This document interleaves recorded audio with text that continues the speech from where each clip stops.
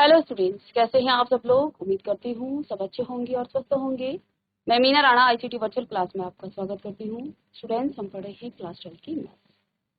तो बच्चा, previous lecture में हमने यहाँ डिफरेंशियल इक्वेशन आपको बताई, लेकिन बच्चों के यहाँ पर कुछ बच्चों के क्वेश्चन आए हैं कि इंटीग्रेशन नहीं कराया गया है, तो उनको स्कूल में इंटीग्रेशन नहीं हुआ है, तो हमें पहले जो है कायदे से इंटीग्रेशन यानी कि इंटीग्रल समाकलन हमें करना चाहिए, और उसके बाद हमें जो है एप्लीकेशन ऑफ इंटीग्रेशन, और फिर हम डिफरेंशियल इक्वेशन। यदि आपके ये चैप्टर स्कूल में भी हुए होते तो हम सीधे उस चैप्टर पर जंप कर सकते थे, लेकिन अगर आपको इंटीग्रेशन नहीं आता है तो आप डिफरेंशियल इक्वेशन को आगे जो है आपको वहां पर दिक्कत आएगी। इसलिए पहले इस चैप्टर को हम यहाँ से, यानी कि आज से हम सेकंड बुक आपकी स्टार्ट कर रहे हैं। आपकी मैथ्स की फर्स्ट बुक राणा सर करा रहे हैं, तो वहां पर आपका कंटिन्यूटी एंड डिफरेंशिएबिलिटी चल रहा है। तो यहाँ से हम सेकंड बुक आज से हम स्टार्ट कर रहे हैं।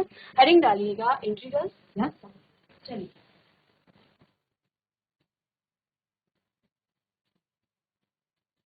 चलिए इंटीग्रल्स या फिर समाकलन को समझने के लिए एक फंक्शन ले लेते हैं, y is equal to f। Let's suppose आपके पास एक फंक्शन है y is equal to f। यदि आप इस फंक्शन का डेरिवेटिव्स निकालें तो आपको क्या मिलेगा। यहाँ लेफ्ट हैंड साइड में आपका dy बाई dx हो जाएगा। बेसिक जो डिफरेंशिएशन है वो आप कर चुके हैं, तो इसमें आपको बहुत ज्यादा दिक्कत नहीं आने वाली है। लेफ्ट हैंड साइड का डिफरेंशिएशन किया dy बाई dx और फंक्शन का किया f डैश। ये प्रोसीजर आपने चैप्टर नंबर 5 में पढ़ा, और इस प्रोसेस को आप क्या कहते हैं, डिफरेंशिएशन। इस प्रोसेस को आप क्या कहते हैं, डिफरेंशिएशन। और यहां पर जो आपको मिल जाता है इसको आप कहते हैं derivative. y is equal to f x आपके पास एक फंक्शन है, हमने इसको डिफरेंशिएट किया विथ रिस्पेक्ट टू f। इसको डिफरेंशिएट करने पर आपको ये फंक्शन मिल गया dy by d x is equal to f dash x, और जो आपको यहां पर मिला इसको आप कहते हैं डेरिवेटिव। अब इंटीग्रेशन और डिफरेंशिएशन एक दूसरे से कनेक्टेड चैप्टर हैं। इंटीग्रेशन डिफरेंशिएशन के यदि आपको बेसिक फॉर्मूले आते हैं तो इंटीग्रेशन के सारे फॉर्मूले हम लगभग यहीं से जो है निकाल सकते हैं। अब इंटीग्रेशन क्या है, यदि आप इस फंक्शन को, इस डेरिवेटिव्स को पुनः इस स्थिति में लाने की जो प्रक्रिया होती है या जो प्रोसेस होता है उसको ही हम क्या कहते हैं, उसको ही हम इंटीग्रल कहते हैं, इंटीग्रेशन कहते हैं। ठीक है, तो इस प्रोसेस को आप या तो एंटी, जैसे हमने इसको डिफरेंशिएशन किया, देखो इस प्रोसेस को करते समय हमने इसमें इसका क्या किया, इस फंक्शन का डिफरेंशिएशन किया। तो यहाँ पर आप क्या कर रहे हैं, सिस्टम को उल्टा कर रहे हैं। इसी चीज को आप फिर से फंक्शन तक ले जाने के लिए ये आपका एंटी डिफरेंशिएशन हो जाएगा।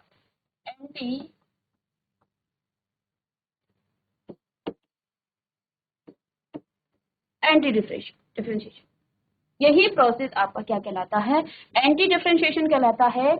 और इसको आप क्या कहते हैं, इसको आप एंटी डेरिवेटिव या इंटीग्रल्स। और देखो इस प्रोसेस को हम कहेंगे इंटीग्रेशन। इंटीग्रेशन, इस प्रोसेस को हम इंटीग्रेशन कहते हैं, और यहां आपको मिलता है एंटी डेरिवेटिव या फिर इंटीग्रल्स।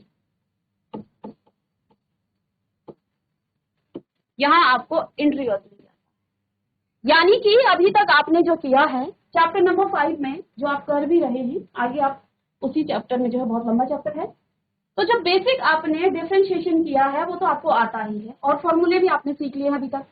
तो हम क्या करते हैं, y is equal to f आपका एक फंक्शन है, इसी को हम क्या करते हैं, डिफरेंशिएशन करते हैं, और आपको डेरिवेटिव मिल सकता है, मिल जाता है। इस डेरिवेटिव को पुनः आप उस स्थिति में लाना, यानी कि डेरिवेटिव्स को पुनः जो है y is equal to f x की स्थिति में लाना, ये प्रोसेस आपका एंटी डिफरेंशिएशन या फिर इंटीग्रेशन कहलाता है। और इसको आप या तो एंटी डेरिवेटिव्स कहते हैं या फिर आप इसे इंटीग्रल्स कहते हैं। यही प्रोसेस आपका इंटीग्रेशन कहलाता है। जल्दी से इतना नोट कीजिएगा। तो अब आप समझ गए, एंटी डिफरेंशिएशन ही आपका इंटीग्रेशन कहलाता है, ठीक है। और जो आपको मिल जाता है उसे आप इंटीग्रल्स कहते हैं। चलिए इतना नोट कीजिए।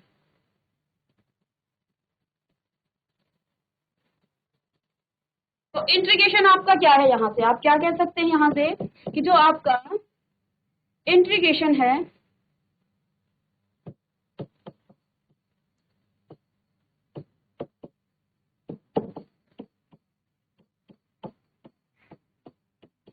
Integration is a process. क्या प्रोसेस है integration? To find out integral, to find out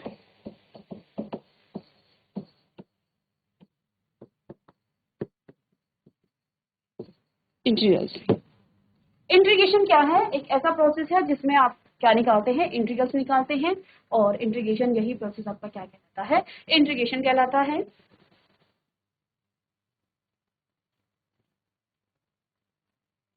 और दूसरे तरीके से आप लिख सकते हैं कि इंटीग्रेशन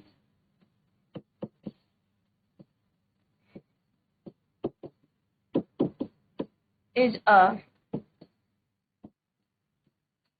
रिवर्स प्रोसेस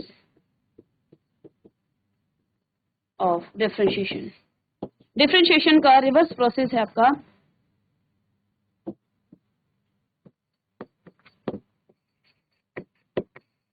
ठीक है।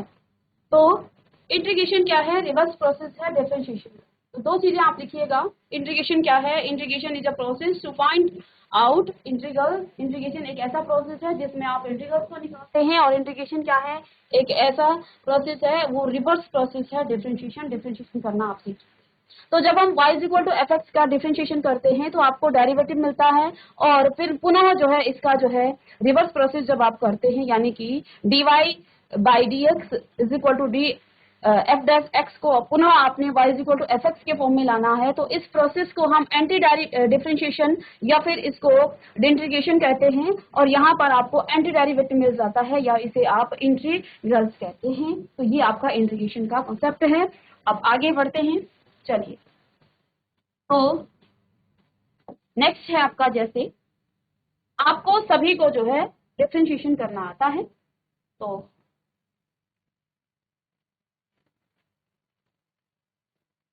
यदि मैं यहां पर फॉर एग्जांपल के लिए क्या कर दूं, d y d upon d x of cos x या फिर साइन एक्स लिख लेते हैं यहां पर पहले साइन। अब हमने यहां पर एक छोटी सी डेफिनेशन पढ़ी कि इंटीग्रेशन एक ऐसा प्रोसेस है, एंटी यानी कि रिवर्स प्रोसेस है, यानी कि उल्टा करने पर आपको क्या मिल जाता है, आपको पुनः वो फंक्शन मिल जाता है। चलिए, तो पहले हम डिफरेंशिएशन करना सीखते हैं।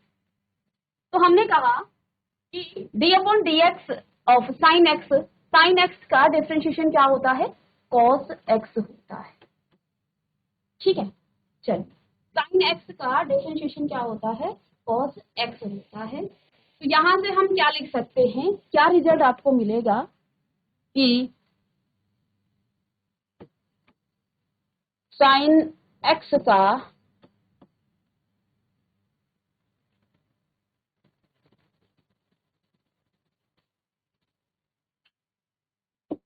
या फिर मैं इसे क्या कह दूं, अब हमने क्या कहा है कि इसको जो है आप उल्टा करेंगे, एंटी रिवर्स, इसका रिवर्स प्रोसेस है ये। इसका मतलब ये है कि cos x का इंटीग्रेशन करने पर आपको sin x मिलता है। cos x का इंटीग्रेशन करने पर आपको sin x, रिवर्स प्रोसेस का मतलब यही तो है कि इस फंक्शन का डेरिवेटिव्स किया तो आपको ये डेरिवेटिव्स मिला, और इसका आप इंटीग्रेशन करेंगे तो आपको फिर से यहाँ इंटीग्रल मिलेगा या एंटी डेरिवेटिव मिल जाएगा, ठीक है। तो यानी कि हम यहाँ से ये ऑब्जर्व करते हैं कि cos x का इंटीग्रेशन साइन एक्स है। ये मैं सिर्फ समझाने के लिए आपको बता रही हूँ कि dx is equal dx upon dx of sine x आपका cos x होता है। ठीक है,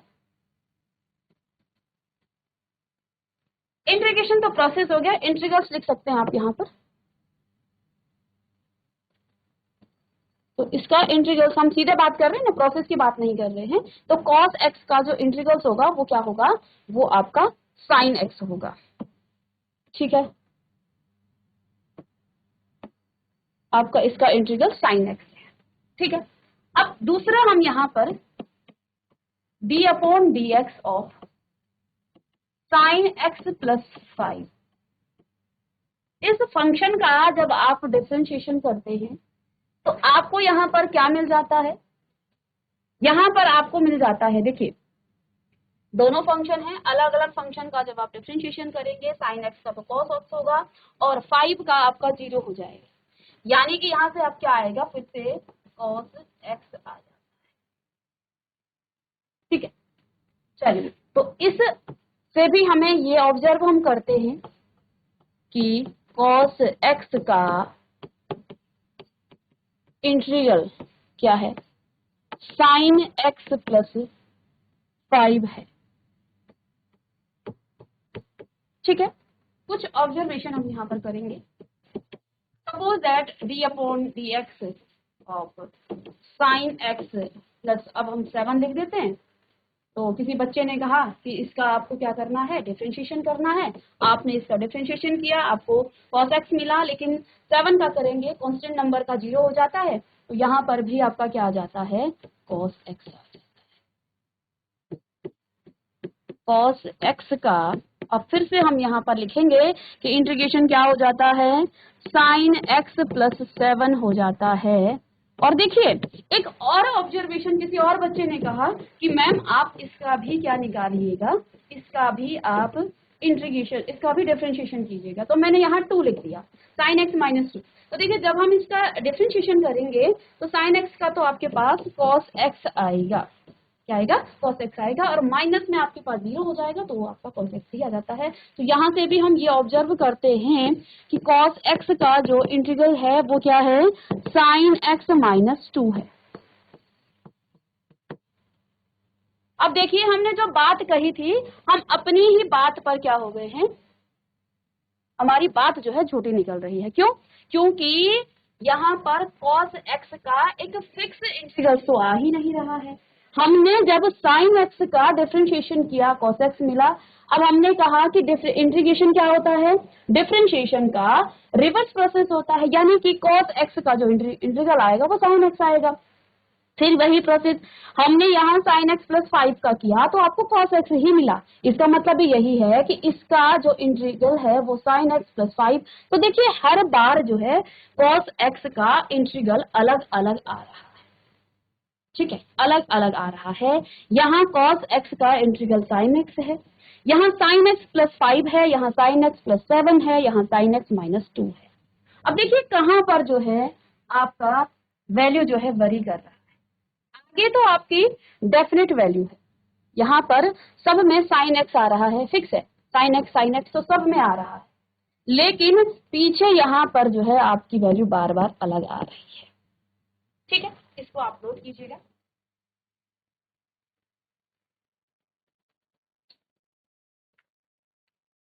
अब इससे हम ये ऑब्जर्व कर रहे हैं कि जो बात हमने कही कि ये एक रिवर्स प्रोसेस, देखिए कहाँ पर दिक्कत आ रही है, दिक्कत हमें आ रही है यहाँ पर, ये आपकी इनडेफिनिट है, ये डेफिनेट नहीं है।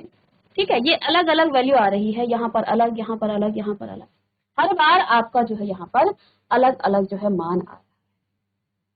तो इसका मतलब जो है sin x तो आपका फिक्स है और यहाँ पर आपका कोई भी नंबर आ सकता है प्लस माइनस। तो इसको आप क्या लिख सकते हैं, इस पूरे प्रोसेस में आप इसे क्या लिख सकते हैं कि जो आपका cos x का इंटीग्रल है,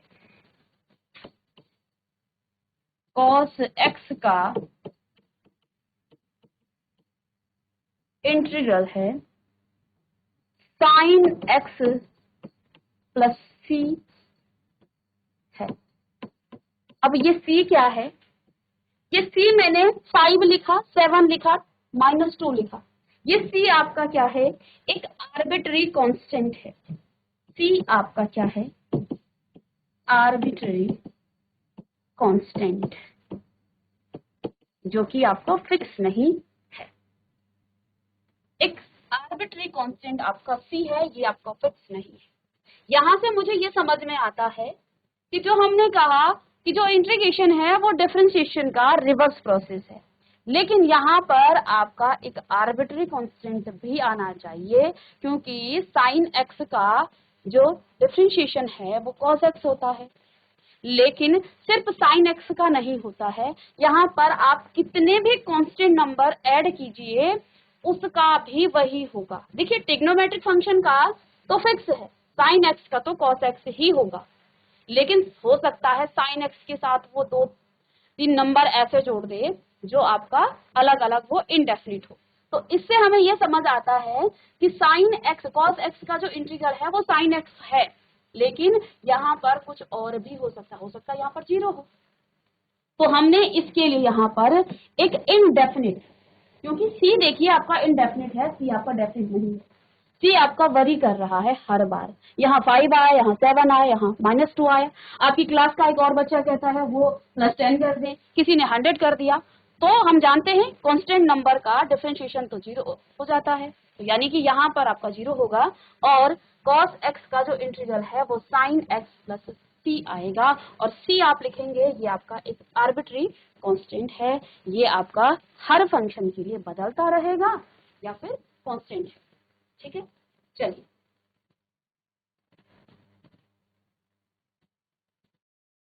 इससे हमारा ये भी कंक्लूजन निकलता है कि d/dx ऑफ साइन एक्स की जगह हम लिख सकते हैं d/dx of sine x plus C का जो क्या है कॉस एक्स का, सॉरी कॉस एक्स। तो इसका जो स्टैंडर्ड फॉर्म है, यानी कि जो हम अभी तक डिफरेंशिएशन कर रहे थे, इसका एक्चुअल में स्टैंडर्ड फॉर्म ये है। ठीक है, तो इसके साथ एक आर्बिट्री कांस्टेंट भी होता है, इसका स्टैंडर्ड फॉर्म ये है। ठीक है, अब कल इसकी मदद से हम जो अपने अभी तक डिफरेंशिएशन में फॉर्मूले पढ़े हैं, हम डिफरेंशिएशन के फॉर्मूलों से ही इंटीग्रेशन के फॉर्मूलों को निकालेंगे, और यहाँ से हमारा डिफरेंशिएशन के फॉर्मूले भी रिवाइज हो जाते हैं। साथ में इसके एक्सरसाइज क्वेश्चन भी हम यहाँ पर सॉल्व करेंगे, तो इसे नोट कीजिए।